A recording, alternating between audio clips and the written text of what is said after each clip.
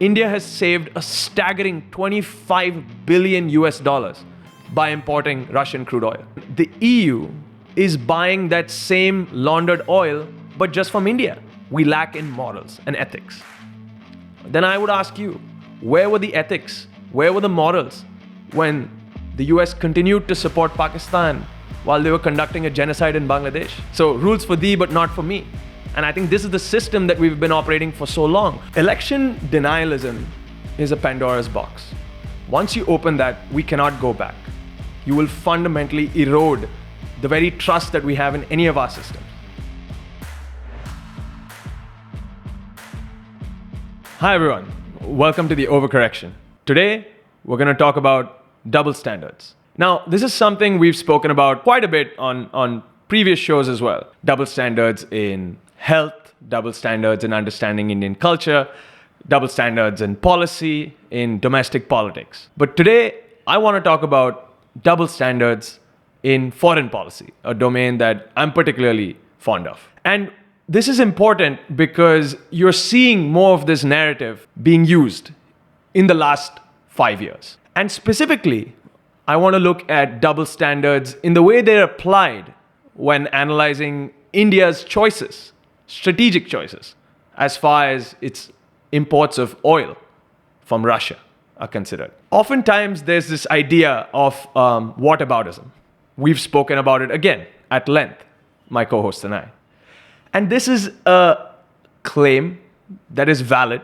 It is a derivative of a common logical fallacy, the two-coque fallacy, which essentially says that you try and justify your own wrong by saying someone else has made a mistake. Fair enough. That is valid, and it is a logical fallacy. But by labeling everything as a whataboutism, we tend to lose the forest for the trees, right? You end up doing a disservice to the sheer benefit that you get from a comparative analysis. Without darkness, there is no light. And that's why when I look at India's oil imports, I want you to think about it through this lens of double standards and whataboutism. After Russia's invasion of Ukraine, there were widespread sanctions on the amount of oil that could be imported from Russia. Now, this movement being led predominantly by the NATO countries in the West. Understandably, this was putting India in a very difficult position. We've been historical partners with Russia. It's a tried and tested and a very important strategic partnership. So we decided to continue importing oil from Russia, much to the chagrin of our Western partners. At the time, when I was following the news, I couldn't seem to understand why there was so much hate, right? Which is what got me thinking about double standards. There were articles coming out saying that the blood of innocent Ukrainians is on Indian hands, India's funding Russia's war in Ukraine, and that India is unfit to be a member of the West's rule-based order. All big accusations at a time when India is trying to increase its presence in the West. And then that made me realize that, once again, we are unfairly understanding India's decision to pursue something independent like this. It comes down to this idea of ethics. That's what the Western counterparts had cited. In fact, the US State Department official at the outset said, when referring to the ethical issues of India importing Russian oil, you are taking advantage of the pain that is being felt in European households and American households. Very strong statement to make, but seemingly detached from India's own reality. What about Indian households that are predominantly starved of energy, that have a very, very high demand for cheap oil? We do not have the luxury of the Western households and the European households. Our decisions were driven by self-interest, as they should be, I would argue. But funnily enough, this line of the State Department has changed a significant amount in the 2 years since. Here's Ambassador Eric Garcetti addressing India's imports of oil from Russia now. So our position is that India has helped us actually keep that price cap that was a central tenet. There wasn't a ban on this oil, but there was an attempt to price cap it. And so India's participation is actually fulfilling that goal for us. So, as you heard Ambassador Ghassetti himself say? The US allowed this purchase of oil by India from Russia to take place to ensure that prices did not blow up globally. A stark difference from what the line was from the State Department a year or two ago. So you can see that there was a time when India was pushed into making a very difficult strategic choice. And unfortunately, and I hate to say that word, but the useful idiots in India and abroad in the media enabled this culture of constant negativity as far as Indian strategic decisions are made, and bought into this idea that India should not be taking discounted oil from Russia. Now, fast forward to today, or to where we are now, India has saved a staggering 25 billion US dollars by importing Russian crude oil. This goes a long way in a country who's been energy scarce for as long as we've known. It has been a necessary fillip to our economic growth and has prevented large-scale economic chaos. So when right at the outset of the war and India's decision to do this, we were fully maligned for doing so. But then now, a few years later, you're being thanked by the ambassador for purchasing Russian oil to stabilize the prices. And this has since been confirmed by many analysts who believe that India's actions have actually helped avoid global havoc by lubricating the global oil market. In the words of an Indian petroleum minister himself, if Indian refiners had not imported Russian oil into India, that deficiency would have created a havoc in the crude oil market, and the prices would have shot up by close to $40, which is no small amount, especially when you look at countries like India that need cheap oil to survive. Interestingly, the EU is another big party that has been very critical of India's decision to import Russian oil. Understandably, they have a very strong stance against Russian aggression more generally, and specifically Russian aggression in Ukraine. But where is the morality when the EU is buying that same laundered oil, but just from India? So the EU has continued to buy oil from Russia either way, which goes back to my original point on a whataboutism. So when a lot of Indian analysts said, hey, look, how come you are maligning India for importing oil from Russia when countries from the EU and the US are still the leading importers anyways? It's the classic case of the left hand not seeing what the right hand is doing. You are literally chiding us for doing something that you are doing yourselves at a higher volume. So this is not a whataboutism to point it out. This is a classic case of double standards.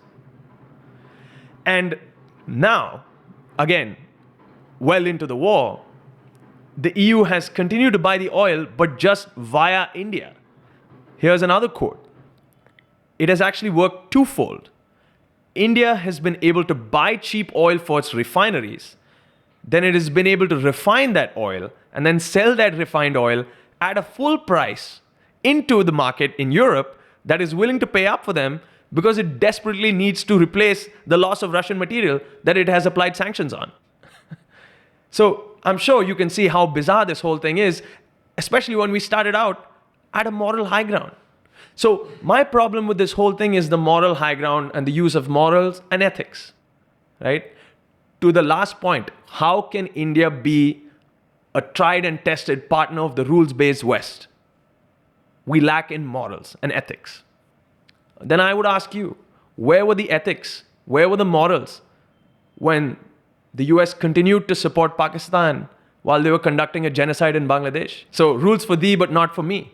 And I think this is the system that we've been operating for so long, which is why I think Minister Jaishankar raises a very valid point when addressing these problems, saying that, look, India has to take a strategically autonomous position in a lot of these matters. It is the reason why, on one side, you're being lambasted for your treatment of minorities, but you're signing historic partnerships with a country like Iran for the Chabar port just 2 weeks ago.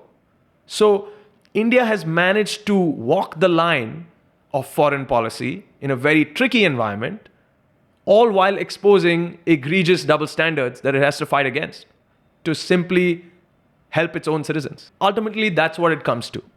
Similarly, in the current war between Israel and Hamas. India is once again being castigated for helping Israel at this time. The sheer level of violence that Israel has inflicted upon Palestine is unpardonable. I think that goes without saying. And India in the United Nations itself has been on the right side of the most recent votes on the matter. But that does not change special relationships that you've developed through diplomacy, especially for a country like India, which has to navigate both its identity in the West and its identity in the East. Interestingly enough, when India was in a war with Pakistan, there was one country that went against America's diktat, America that was supporting Pakistan at the time, and actually helped India. When India was not even willing to go and visit Israel, Israel was helping India. So there are certain relationships that go above the day-to-day punching bag rhetoric. These are long-term, important relationships that have to be treasured, nourished, and cherished with the right amount of touch. The Prime Minister himself, with regards to both these wars, have said now is not the time for war. Now is the time for peace. And in every public action has tried to push for a peaceful resolution to both of these issues. But that does not change the fact that we need to maintain a strong relationship with Russia, who's been an all-weather strategic partner. We need to maintain relationships with Israel, who is becoming an all-weather partner. And we need cheap, discounted oil, because that helps India meet its goals as a developing country. These are three realities. And the more you understand the double standards that a country like India has to face to simply deal with these realities, the more nuanced of a foreign policy perspective I think you can have. And I'd like to close with something that is not foreign policy, but something that I've been seeing and I want to address it. Election denialism is a Pandora's box. Once you open that, we cannot go back. You will fundamentally erode the very trust that we have in any of our systems. We've spoken about it in the last few shows. You are seeing an increasing rhetoric where people believe that the election is rigged, but they believe it is rigged only if their party loses. Now, this is thoroughly illogical. I therefore ask all of our viewers and my friends that watch this show to put your hand on your heart and with absolute intellectual clarity and moral clarity, think about if you believe this election is a sham, then that has to hold true. That evidence has to hold true regardless of who wins the election. We've seen what election denialism has done in America, and we don't want to open that Pandora's box here. So when that election result is announced, we need to be ready to accept it. The misgivings of the ECI aside, that is a discussion we can all have. But casting an aspersion on the entire process, but only if it's the party that you don't like, that is setting us up for a very dangerous road ahead. So I just wanted to close with that. Thank you for watching.